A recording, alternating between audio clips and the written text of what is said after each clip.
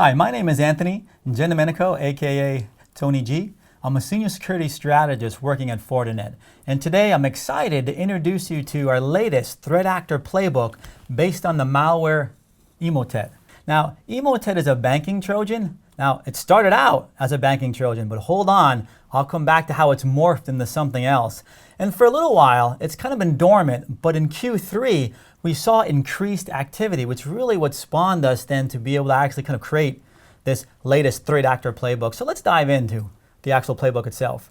So if we look at the intrusion set, we focused in on one campaign. Usually we do multiple campaigns, but in this case, we just actually focused in on one. We had 15 different indicators.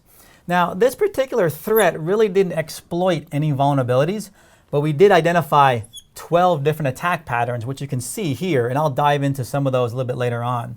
Now, if we dive into some of the targets now, initially, they were focused in on the financial sectors, but as that morphed, as the malware morphed into something else, it ends up hitting most of the private and public sectors that are out there, today. Now, the reason why they've kind of focused more on not just the financial sectors these days is because the way the actual malware morphed. It morphed into more of a delivery platform, almost like a botnet. Not only was it delivering these banking Trojans or the Emotet banking Trojan, but it was also dropping a lot of other banking Trojans. You had Zeus, you had TrickBot, Iced ID, you had Panda. So they were either banking Trojans or they were malware that was collecting sensitive information. Now, if we move into the tactics and the corresponding techniques that are mapped back to MITRE, you can see that the initial access, we started out with a phishing email, like a lot of the actual threats. The delivery mechanism is a phishing email. In this case, it had a .zip attachment. Now, once that particular user, because the user had to actually execute, had to be able to click that particular attachment. Once they did, spawn PowerShell, which then started downloading some other malware. Now, to establish persistence, it created a new service, put that malicious payload inside that service. So anytime that service then or that machine would start up again, it was set to auto, the service was, so it would automatically start establishing that persistence and surviving any type of reboot.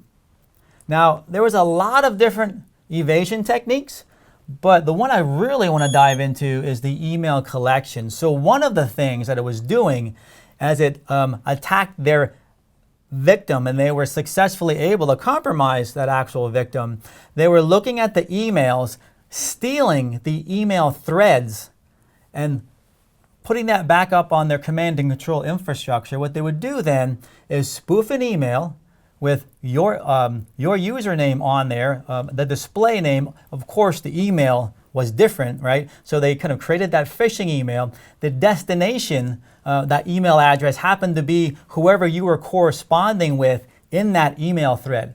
They would send that off, so when the new victim would get that email, they were more likely to click that attachment because the email had that original email correspondence in there and it looked like it was something you had actually communicated with them before. So you're more apt to be able to actually click that attachment. Now, from a command and control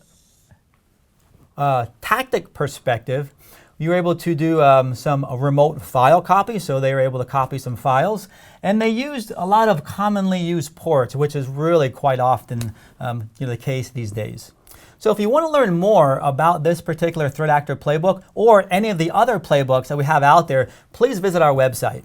Oh, until next time, I'm Tony G.